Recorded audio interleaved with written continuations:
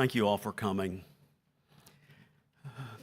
Your presence is encouraging to the family and to all of us who are present. Thank you for being part of this important event. In the course of our daily lives, we discover those individuals, those distinct individuals who compel our attention and our admiration. We are drawn not by flamboyant personality, but by quiet confidence. What impresses us most is not social extravagance, but obvious character. We naturally see such people as leaders we want to follow. They come not seeking power and authority, but opportunities to serve. They're not driven to dominate or to control. They simply want to guide and encourage. The Apostle Peter describes those honorable shepherds who lead not out of a sense of guilt or compulsion, but from a sincere willingness to help. They guide God's church not from a position of supremacy, but from an example of personal character. And so, we have come here today to honor and remember a very special man, a quiet man, an honorable man of character, strength, and leadership, confident man, a man who served, a man whose very example compelled us to follow him, a man named Andy Behrends. So we gather today, to honor this faithful man and enfold our arms around his family. It is the personal faith of Andy Behrends that so profoundly impacts what we are doing this afternoon. For you see, this encounter on this occasion is not just a time of simple reminiscence and nostalgia in which we recall the reassuring stories of a life which meant so much to us. No, this meeting is much weightier than that. We have gathered here, you see, to recall the glories of a life defined by faith in Jesus and to celebrate the destiny that such faith brings. John Newman has said, "Fear not that your life may come to an end. Fear, rather, that it may never have a beginning." Andy Behrends' life truly had a beginning, and we are all here this afternoon to acknowledge just how much we have been touched by that blessed life. Andy Story Behrends passed away January the 10th, 2025, the age of 95. He was born August 30th, 1929 in Hereford, Texas, to Andrew Lincoln and Helen Story Behrends. His dad was a farmer in the area around Dimmitt, Texas, and grew wheat, corn, and soybeans. Andrew grew up working on the farm with his younger siblings, brothers Bill and David, and sister Mary. Andy attended elementary school in a one-room schoolhouse that served the farmers' families, and high school in Spring Lake, Texas, where he drove the school bus. He attended Texas Tech University, where he played football for 1 year, got his undergraduate degree in plant and soil science. During his time at Tech, he met Wanda Kitten Mills, was married in 1950. Andy and Kitten were married for 66 years until she passed away in 2016. After college, Andy was an officer in the Air Force, achieving the rank of first lieutenant. 1952, he served as a transportation officer stationed in Tripoli, Libya. While there, Kitten taught fifth grade to children on the base. When they returned to the United States, they lived in Morton, Lubbock, and Amarillo, while Andy began his 30-year career with the Travelers Insurance Agency. 1955, the couple had a son, Michael Andrew. 1966, they moved to San Antonio, and in 1970 had a daughter, Kristen Leah. Andy retired from Travelers in 1984 and began a second career in the trust department with Frost Bank and worked there until 2008. The Behrends family is part of the original membership of the Northside Church in San Antonio, which began in 1977, charter members, and they were faithful members of this church for almost 50 years. Andy served as an elder from 1985 to 2010, continued to serve this church that he loved even after his retirement from that leadership place. Andy enjoyed vacationing in the mountains of Colorado and New Mexico and reading Westerns, especially by Louis L'Amour. Most of all, Andy loved his family, his God, helping people in any way that he could.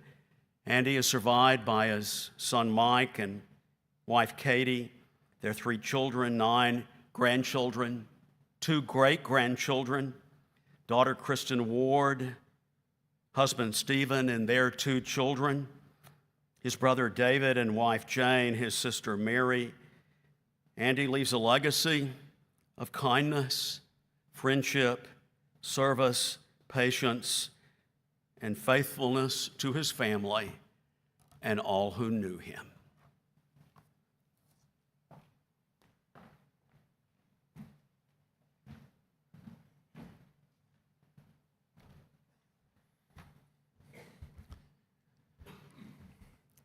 I really loved Andy Behrends. I did a lot of activities around this church, and I spoke sometimes at the Sunday night meeting where he would come. And every time he was there, he would walk up to me and shake my hand and steady me. He had that presence about him, and he had that twinkle in his eye, and he gave amazing grace. Andy, steady my heart as we sing. Amazing grace, how sweet the sound that saved a wretch like me. I once was lost, but now I'm found. Was blind, but now I see. 'Twas grace that taught my heart to fear, and grace my fear relieved. How precious did that grace appear the hour I first believed. Through many dangers, toils, and snares, I have already come.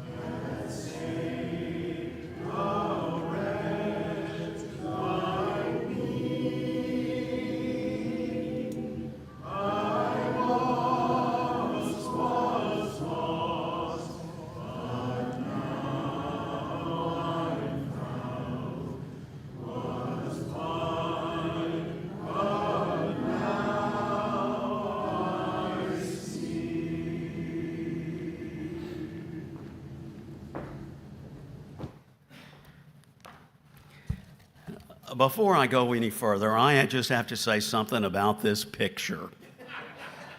Isn't that amazing? I love it. I love it. I want to tell my wife I want to use this picture at my funeral. Thank you for doing that. What a wonderful memory. It helps us put the life of Andy Behrends in perspective. Andy Behrends' father and brother were both farmers. And so when Andy entered Texas Tech, he just naturally assumed that he would continue that family vocation. But at Texas Tech, his life changed, not just in terms, it changed in one distinctly dramatic way when he met that vivacious personality, Wanda Mills. You and I knew her as Kitten. She had just transferred from Abilene Christian College to Texas Tech in Lubbock. In truth, she was trying to get away from a boyfriend in Abilene who was pestering her to get married. And her plan was to be at Tech just for one semester and then return to Abilene. But all that changed when she encountered a handsome and charming football player named Andy Behrends. They met at a fraternity social, and she broke a date to go out with him. Thus began a romance that lasted almost 7 decades. Andy Behrends married Wanda Kitten Mills on August the 3rd, 1950. Their life together would take them from small towns to the big cities, guide them across the ocean to a completely different continent, lead to the birth of 2 children 15 years apart, produce a lifetime of memories together. Andy and Kitten graduated from Tech together in 1951, he with a degree in plant and soil science, her with a bachelor's in marketing and a teaching certificate.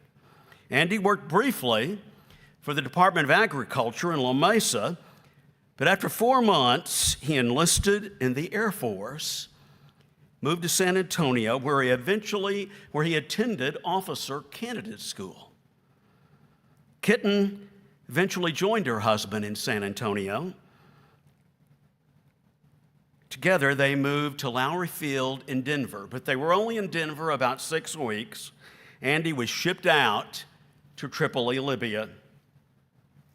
And while in Libya, Andy Behrends was baptized in the Mediterranean Sea by an Air Force chaplain. Kitten would join him in Tripoli in 1952, and while there, she taught the 4th and 5th grades at the school on base. Andy was discharged from the military in 1953 and began working for his in-laws at a Ford dealership in Morton, Texas. Kitten taught school in Morton. Andy began to get involved in the insurance business. Andy and Kitten would eventually move back to Lubbock, where Andy would begin working for the Travelers Insurance Agency. In 1958, Andy was promoted at Travelers. He and Kitten and their 3-year-old son, Mike, moved to Amarillo, where they lived for 8 years. And it was while they were in Amarillo that Kitten received her master's in English at West Texas State University. Andy's planning and management skills, we all notice those. But those skills continued to be noticed by Travelers. He was promoted again, moved to San Antonio in 1966. So in 1968, Kitten began teaching at the English department at San Antonio College. Andy received another promotion, 1979. Travelers Insurance transferred him to Chicago. While in Chicago, Kitten did work on her doctorate in English at Northern Illinois University. When Andy and Kitten returned to San Antonio in 1981, Kitten resumed her teaching career at the Community College District, and Andy finally retired from Travelers in 1984 after 30 years with that company. Well, when Andy retired, The business leaders of San Antonio noticed. They noticed his skills in planning and organization. They'd already impressed many. So Andy was immediately recruited to join the trust department at Frost Bank. As I look back now, Andy Behrends, in my opinion, Andy Behrends working at Frost Bank in the trust department was the perfect melding of person and position. A bank trust department helps individuals and businesses financially prepare for the future, for very lengthy and extended futures. What an appropriate place for Andy Behrends to use his distinct gifts and talents in planning and organization. Before I go further, I have to call attention to the noticeably unique marriage that Andy and Kitten shared. Their relationship impressed us because it was so distinctly complementary. They were so different from each other. She was loquacious. He was reserved. She was passionate and emotional. He was calm and analytical. She was instinctive and spontaneous. He was deliberate and meticulous.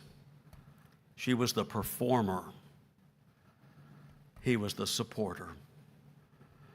She enjoyed the limelight. He preferred working behind the scenes.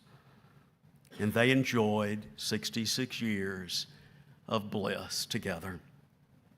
As their friends, we noticed their love and witnessed their affection, and we were inspired and impressed. Andy had his own explanation. I heard him say one time, he told me why in his mind their marriage was so fulfilling and long-lasting.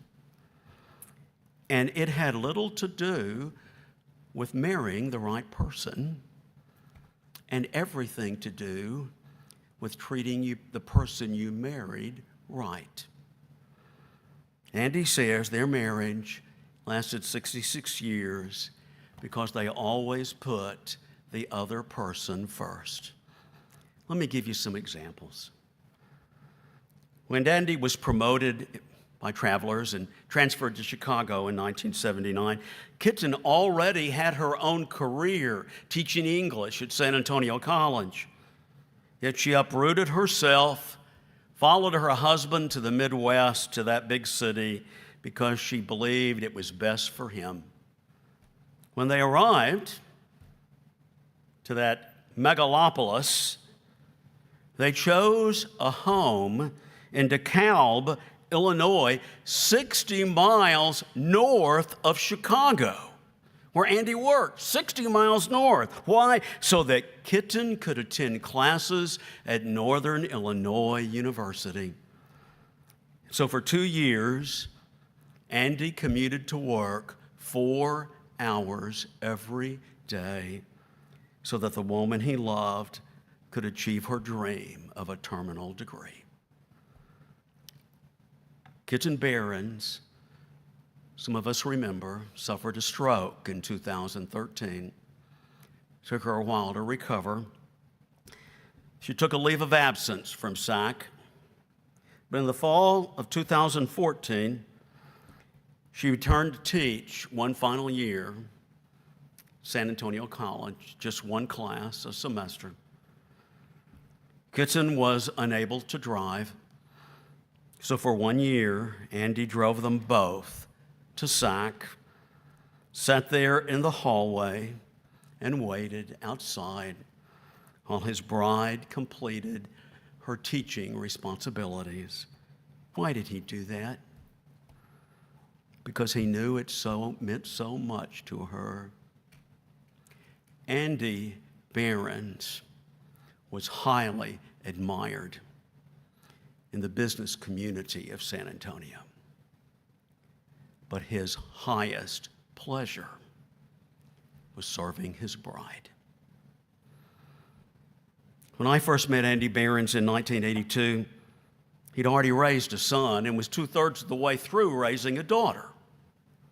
But one particular event that took place when I was a young minister in that church helped me realize just how committed Andy Behrends was to fatherhood.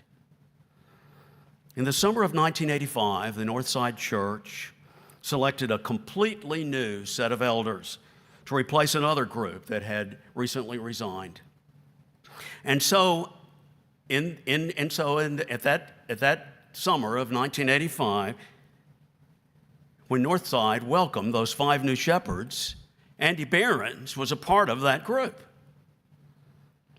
Because of circumstances, it was the decision of the church at that time that elders would not serve in perpetuity, but only for specific lengths of time. Every shepherd was required to, at some point, rotate out of the eldership so he could only return to leadership at the request of the congregation.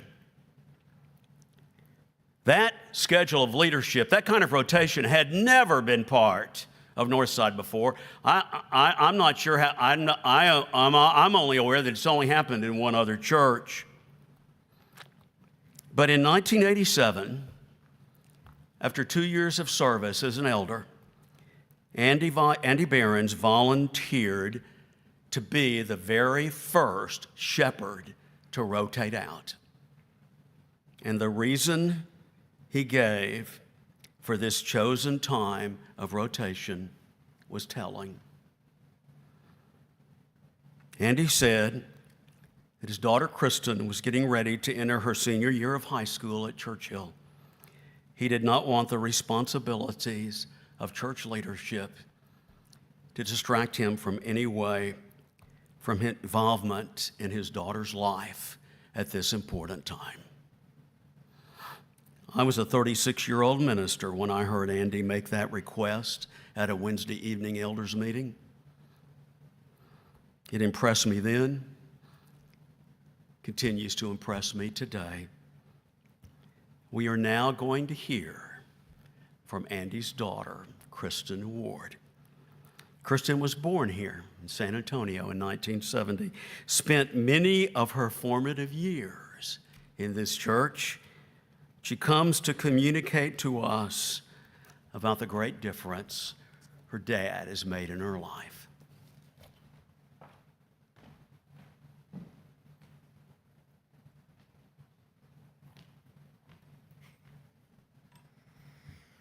Hi, everyone. I want to thank all of you for being here today to celebrate my dad's life. To be honest, every time I sat down trying to write what I wanted to say today, all I could do was cry. So instead, I want to share this little book. I'm somebody who likes to craft and do scrapbooking, and I made this little book for him on Father's Day 23 years ago, which was the first Father's Day after my son Josh was born. And it's called 10 Things I Love About My Dad. So I will leave it on the memory table outside after the service so that you can see the pictures that go with it. But these are things that both my brother Mike and I would like to share with all of you. So here goes. 10 things I love about my dad. Number 1, I love his commitment to family.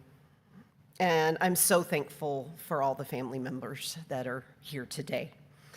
He was committed to big family gatherings and making sure that we continue to get together, especially at Christmas. All the cousins remember all the Christmas shenanigans that we used to get involved in. But I also remember when I was in elementary school, and we used to have these Saturday daddy-daughter dates at Arby's, lunch dates. Maybe that's why my daughter loves Arby's so much. When I was in high school and college, those lunch dates at Arby's turned into coffee dates at Starbucks, where we could just talk about everything that was going on. I treasured those times with him. All right, number two, I love the times we spent at the farm, everybody. In fact, one of my very earliest memories, like when I was in either preschool or probably preschool time, was sitting on my dad's lap on the tractor at the farm, and his dad was sitting next to him, and we would be driving, and I was absolutely convinced that I was driving the tractor, but of course his big hand was down here really guiding the tractor. But that is absolutely one of my life's earliest memories that I had. And then every year at Christmas, when we had to make the 8-9 hour drive from San Antonio through Lubbock and to Dimmitt for the Christmas time to the farm. At some point on that drive, we had the yearly "Is there a Santa Claus?" argument, and this actually continued well into my high school years. And he would insist that yes, Santa Claus would always come, no matter where we were. And I think my dad was in on the deal that my brother Mike made with me that, I don't know if you remember this, Mike, but you told me, and this made a lasting impression, that somewhere in his room was a hidden walkie-talkie with a direct line to the North Pole. And that he was Santa's secret elf, and that he would let Santa know if I did something bad, like sneak into his room and mess with his stuff. So, and I think Dad was in on that. So I had to be real careful. All right, number three. As you know, my parents had several little dogs as we grew up. And I loved the names we had for all these little dogs that we had over the years. Now, my mom came up with some of them, but Dad came up with silly names like Knucklehead and Snickle Fritz and funny names like that. So we had these little funny moments that would just kind of come out of nowhere that were really wonderful. The next few pictures in here that you could look at were all special memories that my dad and I shared together. A picture after one of the many band concerts, music concerts that he and Mom attended. A picture when he walked me down the aisle for my wedding, when he hooded me at my college graduation at ACU. And he was with me at ACU when I was presented with a very special and a very unexpected honor to me. And so you'll just have to look in this book at my dad's face at the picture of that. It was around this time in college and at graduation and as I got married that he always brought up the word balance. Bruce, did he ever say that word balance? That was something he really lived by. And he asked me if I was keeping a balance in my life between studies and relationships and rest, mental, spiritual. And he asked me that nearly every week for years and years and years. And that lesson of balance is still one that I try to take to heart. There's so many lessons that Dad taught Mike and me and many of you, and I want to share 3 of them that I'm fairly sure most people in this room have seen in him as well. As I became a parent, one of the things I really appreciated about my dad is that he always took the time to listen. He always listened first, and he listened long. And I know that many of you here today had him listen to you and made you feel that you were the only person in the room. And that was one of the biggest lessons he taught me. And then as I became a wife, a parent, and a college teacher, that's one of the things that I always tried to do as well. Another one of the things that I always admired about Dad is his patience. And many of you have told me the very same thing. He was patient with me, especially as a teenager. He was patient as a husband, but also he was patient as an elder at this church for so many years.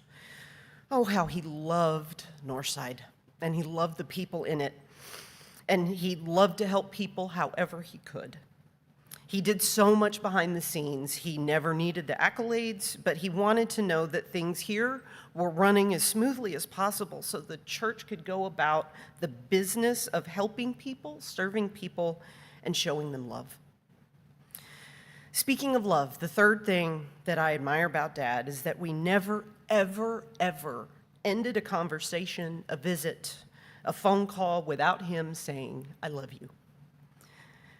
Mike and I, all his family, and people in this church, people that he worked with at Travelers and Frost, never ever doubted his love. We all knew how much he loved us, and we love him too.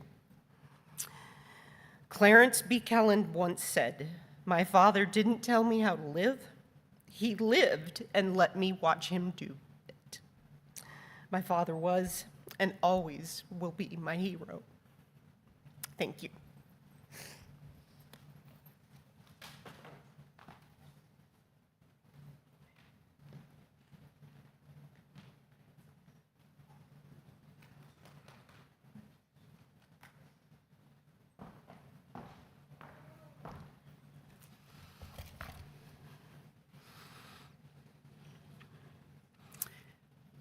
The psalmist writes that children are a heritage from the Lord.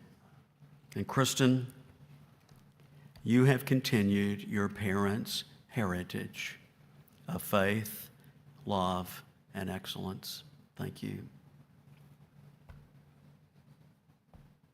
Mike, you have your own heritage that reflects in a very positive way. God bless you. My first memory of Andy Behrends is of him using his planning skills in the service of God and God's church. I came here in the spring of 1982. In the summer of 1982, the elders at Northside had formed a committee tasked with completely revamping the ministry system at our church to make it more efficient and responsive to the needs of the congregation. And Andy Behrends was asked to chair that committee. He willingly accepted the leadership and the responsibility. The recommendations from that committee made a distinctly positive difference in our church. But less than 3 years later, the Northside Church was in crisis. It was a crisis of leadership that would determine in a very real sense kind of church we would be. The resolution of that crisis began with something I've already mentioned, when the church selected 5 new elders in 1985 to move us forward toward the future. And I've already mentioned that Andy Behrends was a pivotal part of that group. That immediate crisis was eventually resolved. But then other crises followed. I remember them well, seemingly one after another. Over a period of 5 years, our membership at the Northside Church was cut by almost half. It was a tough time. And the church survived, and I think even thrived in that turmoil because of the leadership of that amazing group of men, of which Andy Behrends was an indispensable part. I was a young minister in my 30s at the time, and it was a very disturbing and restless time for me. It was often filled with anxiety because the future seemed so uncertain. What's going to happen here? And now as I look back on that critical time, I realize that one of the most amazing qualities demonstrated by that remarkable leadership was their non-anxious presence. In fact, their lack of demonstrated anxiety really bothered me. Why aren't you more worried, I would say. I don't like this. Don't you understand what's happening? You need to address better what's going on. And I would say that. And then men like Presley Osborne and Andy Behrends would always respond to my restlessness with calm, offering no specifics, but assuring me that They were aware of problems and doing what needed to be done. I have since realized the reasons why that group of men led our church so well. Because they trusted God and they trusted each other. And their example of leadership remains a model for us to replicate and follow today. Andy Behrends, over a period of 25 years, served with 30 other elders at Northside, but he produced more paper in elders meeting than everyone else combined. That is not an exaggeration.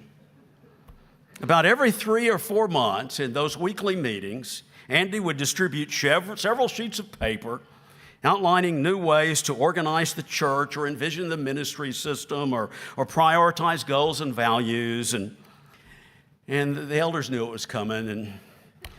And the other elders would listen respectfully and nod and end up embracing probably about a third or maybe less than a third of what he suggested. But that was okay with Andy because in every one of his proposals, he never insisted on his own way. He was simply continually thinking about ways to make the Northside Church more effective and productive, all with the intent of getting more people involved. For Andy Behrends, people were more important than productivity. Andy Behrends is the person responsible for us hiring our first children's minister at Northside. I lay it at his feet, that good thing. In the spring of 1999, the elders and ministers of Northside were involved in a study of church growth. What we were doing, we were reading a book together and then discussing what we'd read in a special Wednesday night class. And because of that study, Andy Behrends asked the church office to put together a demographic assessment of the church. What are the ages of our members? In what cohorts does each family assign to? And through that assessment, we discovered that Northside was highly underrepresented by families with children. We would have known that if Andy had done that. In our church, we had a lot of empty nesters. We had a lot of families with teenagers. But we had very few young adults and families with small children. And recognizing that obvious deficit compelled 2 men, Andy Behrends and Sam Beasley, to suggest that Northside start looking to the possibility of hiring a children's minister. And so we did. Tina Wharton joined our staff in the fall of 1999, and the church continues to reap the benefits of that decision made 25 years ago. Andy Behrends is responsible for one of the distinct blessings of my present life. I'll always be thankful. Andy came to me in December of 2008, and he asked if I would teach the Tuesday morning retired men's class starting in January 2009, and he even requested that I teach the Gospel of John. I was not attending men's class very regularly. Maybe once every 6 weeks.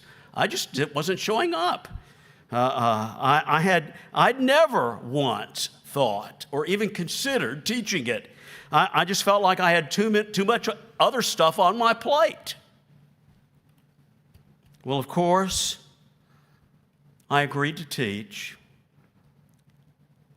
and I don't think I would have said yes to anyone else but Andy. There are some people who you respect so much that you just can't tell them no. I quickly established a bond with all the older men in that group. Now I am one. This is 15 years ago. Now I am one of those older men. And teaching, I can truthfully say that teaching that class became a lifeline for me when I retired from professional ministry. It continues to be the highlight of my week to this day. Just another way Andy Behrends has brought blessings to my life. Andy continued to be interested in church organization and planning even after he retired as an elder in 2010. Sometime after Andy moved to Independence Hill, I wanted to visit him in his new residence.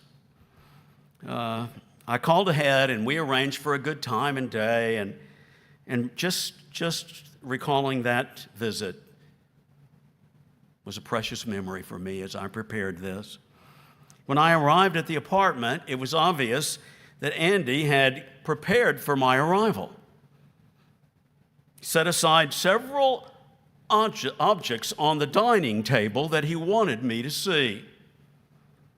There were books on Bible history, a collection of biblical maps, and 2 old pictorial directories of the Northside Church of Christ. Andy was cleaning out his apartment, and he wanted me to have it all. I was touched. And then something really interesting happened. We were sitting down at that table, visiting, and then, before I left, Andy handed me 2 sheets of paper on which he had outlined a new organizational model for the Northside Church, designed to get more people involved. I loved it. I loved it. Even at that time of his life, he's still offering ideas on how the church should move forward. 2018, we made a change at Northside. That was a good thing, but it was a different thing. It was still hard, different from what we had been doing, and kind of hard for some to accept. And I happened to be teaching the senior adult Bible class at that time, and Andy asked to speak to the class before I started teaching. Barry, you introduced him, Barry Allison. Andy has something he wants, or maybe he just raised an hand and said, "There's something I'd like to say." Well, Andy stood up and said something like this. He said, "I know that the church is doing some things now that are different than what we used to do, but I think they're good things. I want you to know that I support the elders 100% in this, and I think we all should." Then he sat down, didn't say much, but he was leading, as he always did, by example.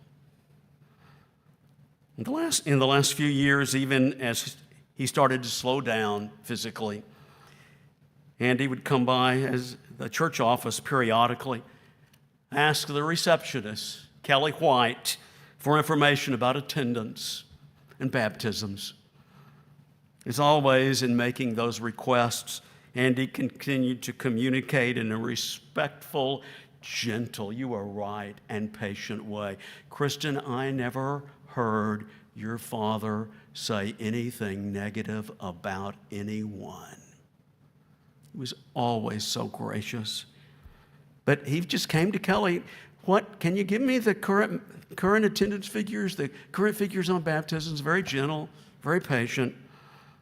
Even as his health declined, he could not stop monitoring what was happening in this church that he loved. Before he retired from the trust department of Frost Bank, Andy Behrends established the Northside Foundation with seed money that he provided himself. It was his way of assuring the future of this church after he was gone. I think it's obvious. I hope it's obvious that for many of my generation, Andy Behrends was a model and a mentor. There are many of us here this afternoon who are probably reflecting on just how much we learned from him. He showed us how to be a husband. showed us how to be a father, showed us how to be a Christian. He showed us how to be a servant. He showed us how to lead God's church. He showed us how to love God's people. In truth, he showed us how to live. He showed us how to age. And in the end, he showed us how to die. And he did it all with a quiet dignity. The famed columnist George F. Will has a Downs syndrome son. He's always been one of my favorite editorialists, but in one of his editorials, George Will stated that all of us, if we live long enough, will someday know what it's like to be disabled, and just like his son, will be dependent on the care of others. Andy knew that physical decline was coming. He observed it in his bride. He realized it was going to happen to him. And so he faced that certainty in the same way he encountered every reality of life. He planned for it. He made a deliberate decision to move to Independence Hill, anticipating all the inevitable changes that would become necessary as his health declined, moving to independent living and then to assisted living, eventually to memory care. They are only a very brief time. Mike, Kristen, you and I and others, we were not prepared for what was happening to your father these past few months. But Andy was. Andy was. I have never seen Andy Behrends unprepared for anything. Whether it was teaching a Bible class or leading a committee or serving as a shepherd, he was always ready and equipped for whatever might come. Andy Behrends was going to be prepared for whatever came his way in life, and that includes all of the recent events of the last few months. In fact, I would say that Andy Behrends lived every day of his human existence anticipating and preparing for the future. And that includes preparing for a reality beyond the present. From Andy's youth in the Baptist church to his baptism in the Mediterranean Sea, to his adult services in God's kingdom, his whole life was in preparation for the day in which human existence would cease. The last few weeks and months of his life, Andy Behrends experienced the truth of what was expressed by the Apostle Paul in 2 Corinthians chapter 4. Paul writes, "Therefore we do not lose heart. Though outwardly we are wasting away, yet inwardly we are being renewed day by day. For our light and momentary troubles are achieving for us an eternal glory that far outweighs them all. So we fix our eyes not on what is seen, but on what is unseen, since what is seen is temporary, but what is unseen is eternal. The truth of the matter is this: as Andy's body was declining, his inner spirit was changing, being renewed. He was being prepared for something amazing and incredible, something so astounding that all of his struggles in the last weeks and months are insignificant by comparison. Let us not be uncertain or confused about what has happened to Andy Behrends. He is no longer wasting away. He now enjoys eternal glory. That is why, at this time and at this place, we are not memorializing an ending. We are celebrating a commencement. We do not leave this life with regret. There are better things ahead than any we leave behind. We on this planet still walk the inevitable path of physical decline. And while we live on this earth, we will hurt and we will grieve, and our bodies will inevitably waste away. Yet we, too, just like Andy, will someday be victorious. For the Lord is preparing for us also an eternal glory that far outweighs it all.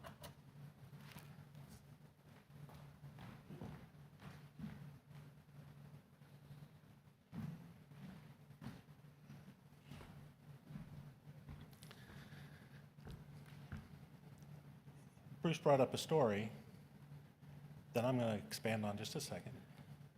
He said that it was Andy and Sam Beasley and Joe Shaver who were instrumental in picking a children's minister for this church.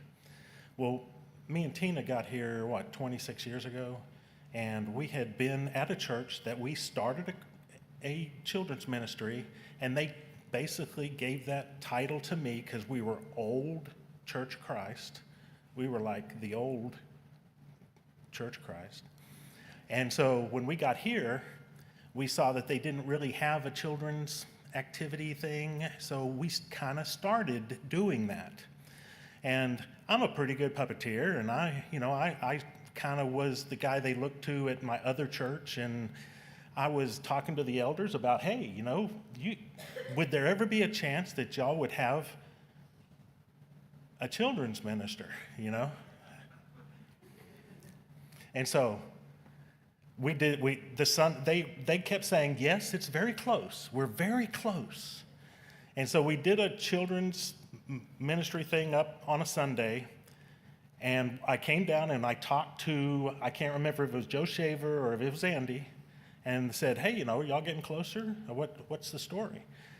He said, yes, we're very close, and went home. And that night, I got a phone call. There's a phone call. So I went over and I answered the phone, and it was Joe Shaver. He goes, hey, Greg, how are you doing? I kind of stood up a little. Yeah, how are you doing, Joe? He said, is Tina around? And I gave it to Tina, and they offered her the job. And I said, yes, because she was going to do it all anyway. She was doing it already anyway over there. So, amazing children's minister my wife is. And it was the forward-thinking, amazing things that Andy and that group of elders did. So, or y'all have been stuck with me. Oh, my goodness. Yeah. So, if y'all could stand, if you're able to, if y'all could stand, and let's sing this song. When peace like a river attendeth my way, when sorrows like sea billows roll, whatever my lot thou hast taught me to say, it is well with my soul. It is well.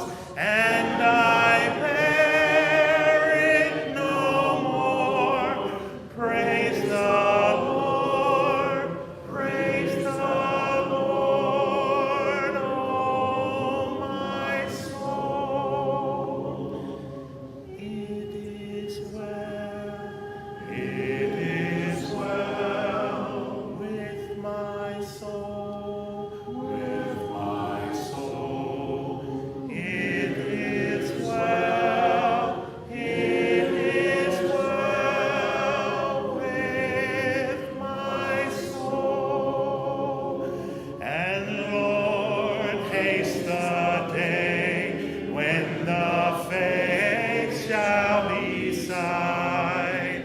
The clouds be rolled back as a scroll. The drums shall resound, and the Lord shall descend. Even so, it is well with my soul. It is well, it is well with my soul, with my soul. It is well, it is well with my soul. Please remain standing.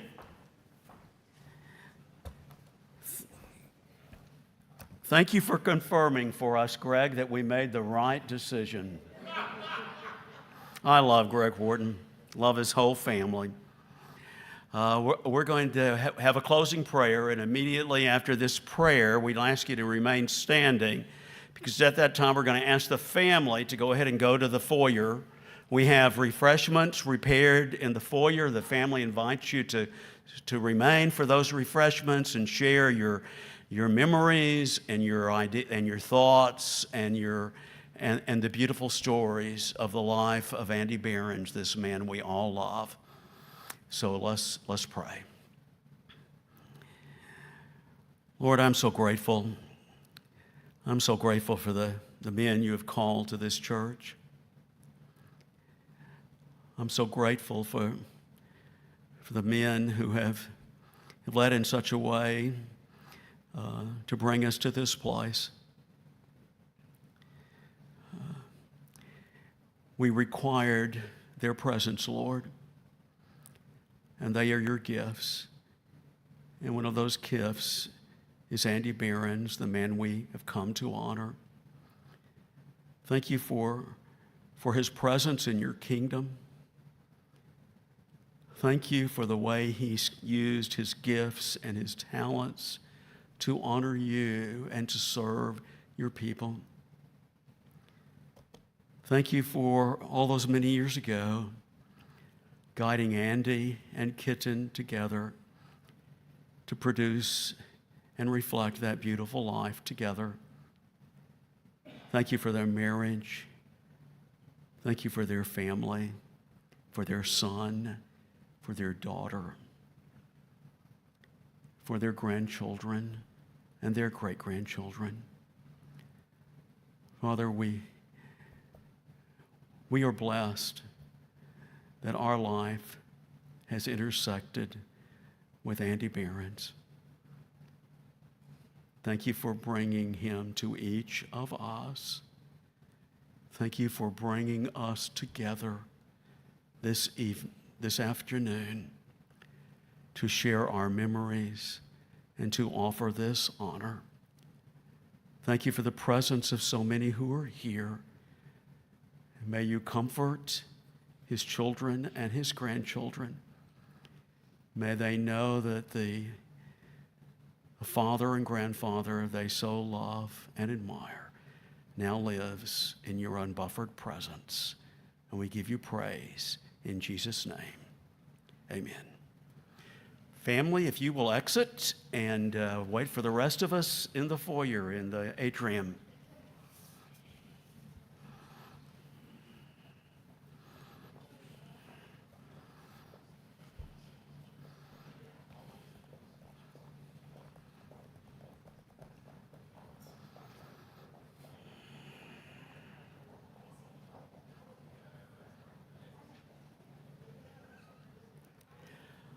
Okay, now we are all dismissed. Thank you for being